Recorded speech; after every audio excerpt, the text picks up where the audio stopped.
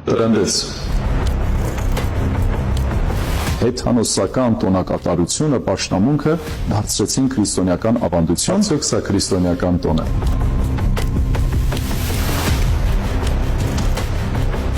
Իհարկե ոչ։ Քրիստոնեության հետ բացարձակ կապ չունեցող մի տոնակատարություն է, որ ցավալիորեն 21-րդ դարում այս զարգացված շրջանում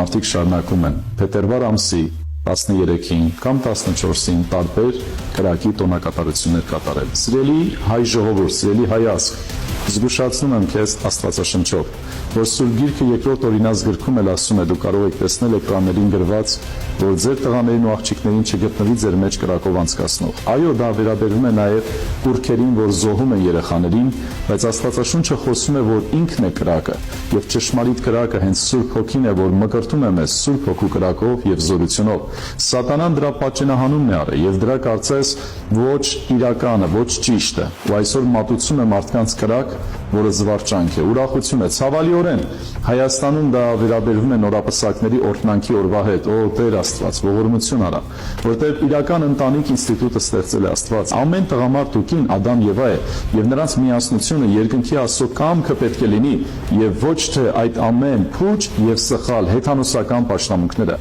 Հարցրեք ձեր շուրջը գտնվող հերու կամ մոտ ծանոթ հոգևորականին, քահանային, արդյոք սա քրիստոնեության կապ ունի։ Կլսեք նույն պատասխանը, որ բացարձակ հեթանոսական տոնակատարությունը, պաշտամունքը դարձրեցին քրիստոնեական ավանդություն։ Միգուցե ինչ-որ մեկը ասի,